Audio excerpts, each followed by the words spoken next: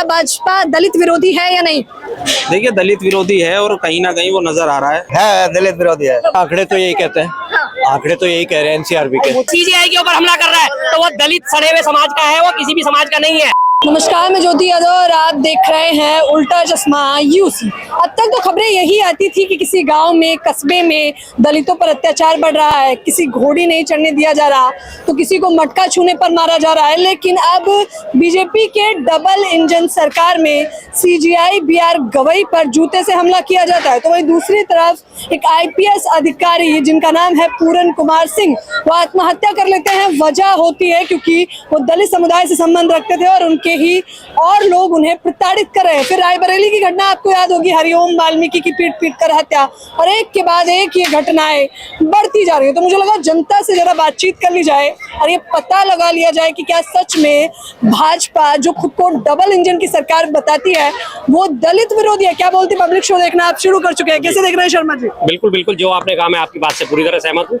और ये आज की बात थोड़ी है, दलित विरोधी तो बहुत पुरानी है भाजपा। सहमत नहीं, मैं सवाल कर रहा हूँ कि क्या सच में दलित विरोधी है या नहीं? बिल्कुल बिल्कुल है, 100% है। दलित विरोधी है, दलित विरोधी मानसिकता है, दलित विरोधी बातें करती है, दलित विरोधी हरकतें हैं। तमाम उसके शासित राज्यों में आप देख लीजिए, चाहे वो गुजरात हो, चाहे वो राजस्थान हो, चाहे वो हरियाणा हो, चाहे वो उत्तर प्रदेश हो। उत्तर प्रदेश की भी एनसीआरबी का ताजा डाटा जो है जारी हुआ था, NCRB national crime record bureau of India, उसमें दलितों के प्रति अत्याचार में उत्तर प्रदेश नंबर 1 आया। तो आज मैं उनकी एक बड़ी आजकल प्रचारित कर रहे हुए एक डायलॉग अपना, उत्तर प्रदेश में जितने भी ऐड जारी होते हैं उनमें आता है उत्तर प्रदेश लाइन जहां से शुरू होती है। मैं उनकी बात से पूरी तरह सहमत हूँ।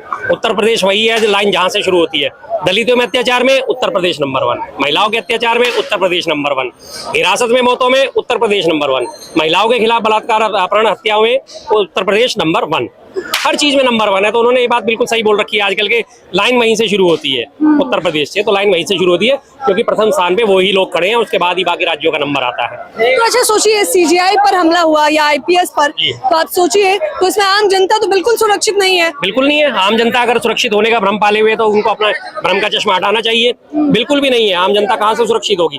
आम जनता के साथ अभी एक ताजी घटना आपने देखा है, मध्य प्रदेश की घटना आपने एक और देखी होगी, उसमें ब्राह्मण के खिलाफ उसने कोई लड़के ने, दलित लड़के ने मीम बना के डाल दिया था कोई, उसको भरी सभा में बैठा के उसके ऊपर जो है 5100 रुपए का जुर्माना करा गया है। उस ब्राह्मण लड़के के पैर धुलवाए गए और पैर धुलवा के वो जो पानी था वो उसे पीने को दिया गया और उसे बार बार माफी मंगवाई गई है, माफ करो जी, मुझे माफ करो, मैं आइंदा से ऐसी गलती नहीं करूंगा। क्यों? क्योंकि वो लड़का दलित था। इससे पहले की तमाम घटनाएं सबने देखी हैं। अभी ताजी हरिओम की घटना का जो आपने जिक्र करा, मारा गया रायबरेली में, और उसके बाद जो मारने वाले लोग थे वो क्या कह रहे थे, हम बाबा के आदमी हैं, हम बाबा के आदमी हैं। क्या कार्रवाई उनके ऊपर? कहाँ बुलडोजर चला? वैसे तो उसके बुलडोजर में जब ऐसे काम होते हैं, स्वजातीय होते हैं, बाबा का सहारा ले लेते हैं, तो बुलडोजर का फौरन तेल खत्म हो जाता है। इसी घटना को अगर हम पलट के देखें, जरा सा भी ये पलट के अगर कोई कह देता कि हम अब्दुल्ला के आदमी हैं या हम मोहम्मद साहब के आदमी हैं, तो अब तक सबके घरों पे बुलडोजर चल गया होता, उनके रिश्तेदारों के घरों तक पे बुलडोजर चल गया होगा। जैसे कि आपने मोहम्मद तौकीर के उसमें देखा, उनके घरों पे तो चलाया गया, उनके प्रतिष्ठानों पे चलाया गया, साथ साथ उनके रिश्तेदारों के भी घर जमींदोज कर दिए गए। तो साफ दिखता है, तो जाहिर सी बात है दलितों पे अत्याचार में नंबर 1 है। दलितों को तो ये सिर्फ पाँव की जूती समझते हैं, वोट बैंक समझते हैं और इसके अलावा कुछ नहीं समझते। लेकिन वो तो सनातनी सरकार बनाना चाहते हैं, हिंदू राष्ट्र की बात करते हैं। जी जी, हिंदू राष्ट्र में तो दलित भी हिंदू हो गया। दलित भी हिंदू है, पर इनके लिए हिंदू नहीं है। ये करते हैं मनुवाद की बात। मनुवाद में जो है ब्राह्मण को सर्वोपरि माना गया, उसके बाद दलितों को तो अछूत माना गया, शूद्र माना गया, उन्हें समाज के सबसे निचले पायदान पर रखा गया है, और वही इनकी मानसिकता अभी तक बरकरार है। आरएसएस जिसको आज 100 साल हो गए हैं, क्या योगदान रहा है उसका? आरएसएस का आज तक एक भी कोई दलित बना है? कोई टॉप पोस्ट पे दलित पहुंचा है? नहीं पहुंचा। अब इस बार राम मंदिर का मुद्दा उठाया गया था कि राम मंदिर की पूजा कमेटी में दलित होने चाहिए, दलित होने चाहिए। कुल मिला के गिनती के 3 दलित उसमें रखेंगे, 2 दलित, 1 ओबीसी रखा गया पुजारी। लेकिन उन पुजारियों को भी टाइम नहीं मिलता, उन पुजारियों से पूजा नहीं करवाई जाती। जब वो पुजारी ड्यूटी पे होते हैं, लोग जाते नहीं पूजा करवाने, लेकिन ये दिखाने के लिए रख दिया कि हाँ जी दलित पुजारी भी होने चाहिए, और बस ये सिर्फ प्रचारित करा गया। उसके अलावा वास्तविक हक जो है उन्हें कहीं नहीं मिल रहा है। दलितों का अभी भी पाँव की जूती समझा जा रहा है, अभी भी पाँव की जूती समझ के उन्हें रौंदा जा रहा है। दलितों के पर अत्याचार करे जा रहे हैं, उनके अधिकारों का तमाम रोज सुबह से शाम तक हनन करा जाता है। बीजेपी पर आरोप लगाया जा रहा है कि वो दलित विरोधी है। नहीं, दलित विरोधी नहीं। क्या कहना चाहेंगे, क्या भाजपा शासित प्रदेशों में और मुख्य तौर पर सीजीआई पे हमला, आईपीएस अधिकारी आत्महत्या कर लेता है, क्या भाजपा दलित विरोधी है या नहीं? देखिए, दलित विरोधी है और कहीं ना कहीं वो नजर आ रहा है। भारतीय जनता पार्टी कभी दलितों का अपमान, कभी बाबा साहब का अपमान। अब जिस तरह सीजीआई के ऊपर जूता मारा जाता है और जूता मारने के बाद आप एक ये देखिए ना, सीजीआई की तरफ से कितना बड़ा बड़प्पन है कि उन्होंने फिर भी उसके बाद भी कहा कि इन्हें माफ कर दो। लेकिन मैं ये कहना चाहता हूँ, एक कठोर कार्यवाही अगर होती तो जिस तरह दलितों पर लगातार अत्याचार हो रहा है, चाहे बहन बेटी का मामला हो, किसी भी व्यक्ति का मामला हो, तो ये बहुत गलत है। और इस तरीके की स्थिति से देश लगातार पीछे जा रहा है और ST SC और पीछे जा रहा है। बताइए, मध्य प्रदेश से घटना, पैर धोकर पिलाया गया उसे पानी, जी, पैर धोकर पानी पिलाया गया हाँ, मध्य प्रदेश में। हाँ, बड़ी शर्मसार बात है कि पैर धोकर पानी पिलाया गया। इसी तरह की MP में हमने पहले भी कई घटनाएं देखी थी। तो मैं तो यही कहना चाहता हूँ कि देखिए, जिस तरह देश के अंदर दलितों के साथ अत्याचार पिछले कई, आज भी आज़ादी के हमें जो है 75-76 साल प्लस हो चुके हैं, लेकिन उसके बाद भी दलितों को सम्मान नहीं मिल रहा देश के अंदर। मूछे रखने के ऊपर जो है उनके ऊपर कार्रवाई हो जाती है, घोड़ी नहीं चढ़ने दिया, मंदिरों में आज भी नहीं दिए जाने जाता। तो कहीं ना कहीं ये एक बहुत बड़ा अपराध है और दलितों का अपमान अब नहीं सहेगा हिंदुस्तान।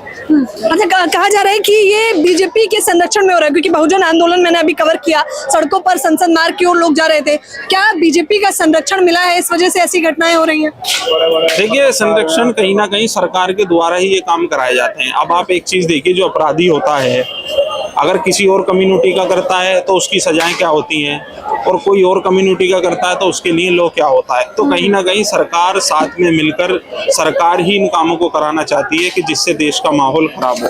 लगातार ST SC को कुचलने का काम इस देश के अंदर करा जा रहा है। अरे बाबा साहब ने संविधान लिखा था, हर आदमी को अपनी देश के अंदर आज़ादी थी जीने की, लेकिन आज वक्त ऐसा आ चुका है कि कुछ चिन्हित लोग ही इस देश के ऊपर राज करना चाहते हैं और वो चाहते हैं कि हमसे ऊपर कोई ना जाए। क्या भाजपा सरकार दलितों का अपमान करती है, हाँ या ना? कैसे करती है दलितों का अपमान? आप ये बताइए। नहीं करती भाई, दलितों का सम्मान वो अपमान नहीं करती। आप ये बताइए, अभी कितनी सीटें हैं उसकी लोकसभा में, उसमें कितने दलित हैं? आपके पास आंकड़ा है? कहने के लिए तमाम ऐसे लोग हैं जो बयानबाजी कर देते हैं कि दलितों का जो है वो सम्मान नहीं करती। दलितों का अगर सम्मान नहीं करती तो अभी राष्ट्रपति कौन है? दलितों का अगर सम्मान नहीं करती तो PM मोदी क्या सवर्ण से आते हैं? PM मोदी क्या ब्राह्मण है? दलित नहीं है, आदिवासी है, OBC समाज से। OBC और दलित में दोनों में फर्क होता है, इस बात को ध्यान रखना पड़ेगा। OBC होते हैं अदर बैकवर्ड क्लासेस और दलित होते हैं SC शेड्यूल कास्ट, और उसके बाद आते हैं ST शेड्यूल ट्राइब, जिन्हें तो राष्ट्रपति की जो बात करी जा रही है, राष्ट्रपति महोदया जो है वो आदिवासी समुदाय से संबंध रखती हैं और वो दलित नहीं है। लेकिन ये कह रहे हैं कि जो है भाजपा सरकार दलितों का अपमान नहीं करती है। ये कह रहे हैं, देखिए आपने क्या पद बताया? राष्ट्रपति का देखिए ना, मुर्मू जी का, PM मोदी का, मुर्मू जी का बता दिया। मोदी जी की भी बात करेंगे तो मोदी जी कौन सा दलित है? मोदी जी अपने आप OBC कहते हैं। OBC और दलित में फर्क तो समझिए। अरे भैया, फर्क तो समझिए। नहीं, बीजेपी अगर धर्म की राजनीति करती है तो विपक्ष वाले ये कहते हैं कि इन्होंने सर्टिफिकेट ले रखा है सनातन का, हिंदुत्ववादी का।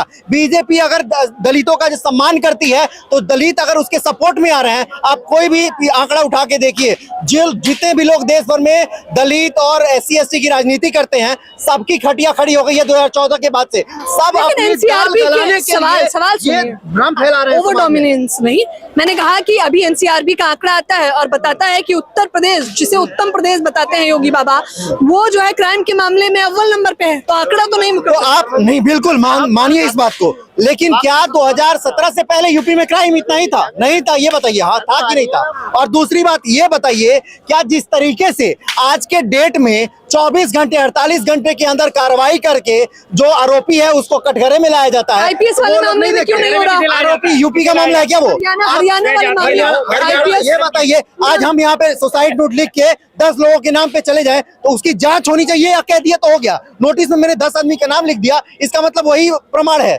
या उसकी जांच होनी चाहिए? रायबरेली वाली घटना, हरिओम जानते भाई साहब, थोड़ा बहुत कानून के बारे में जानते हैं। मृत व्यक्ति का बयान जो अंतिम बयान होता है उसे सत्य माना जाता है, ये कानून में प्रावधान है। मरते व्यक्ति का जो बयान दिया जाता है वो उस बयान को सत्य माना जाता है, उसके अलावा कोई जांच नहीं होती, कुछ नहीं होती।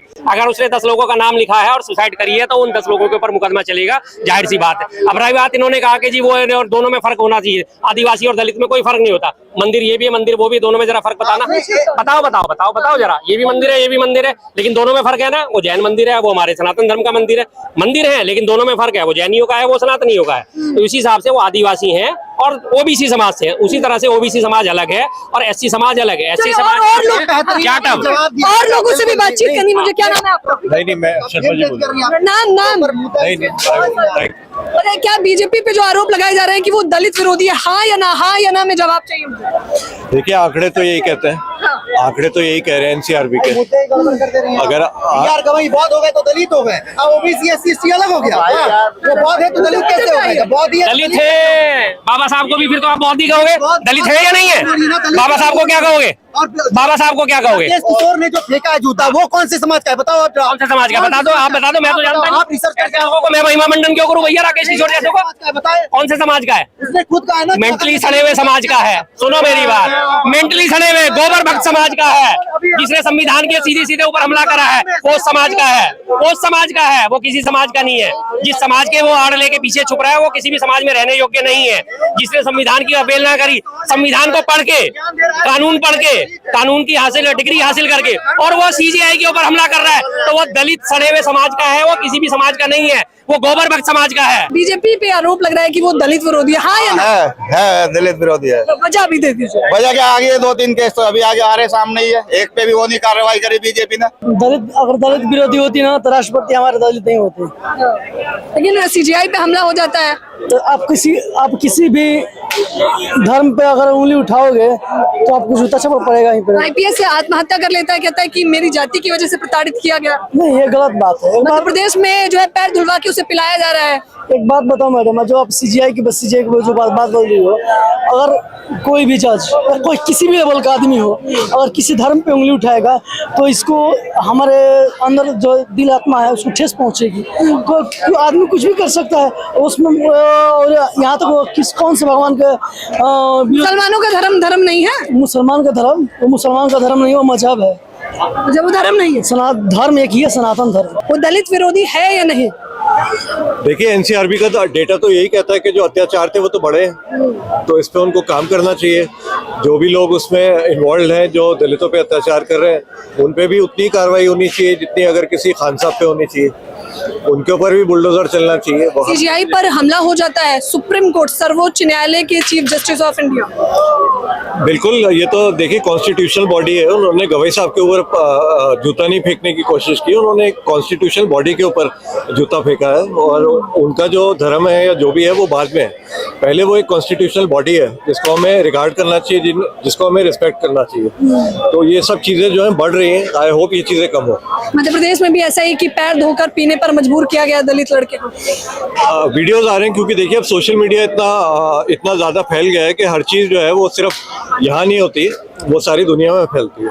जाहिर तौर पर लोगों की अपनी अपनी प्रतिक्रियाएं हैं। कुछ लोगों का मानना है कि भाजपा सच में दलित विरोधी है, क्योंकि जब से बीजेपी अपनी डबल इंजन की सरकार लेकर आई है तब से ही आंकड़े सीधे तौर पर ये बताने लगे हैं कि किस प्रकार से दलितों पर अत्याचार चरम पर है। भले ही दलित हितैषी बता ले भाजपा सरकार खुद को या फिर सनातन हितैषी, लेकिन ये राय जो थी ये आम जनता की राय थी। तो आप लोग भी मुझे बतौर जनता अपनी प्रतिक्रिया जरूर दें। उल्टा चश्मा यूसी को शेयर करें, सब्सक्राइब करें। कैमरामैन नावेद के साथ ज्योति यादव, उल्टा चश्मा यूसी।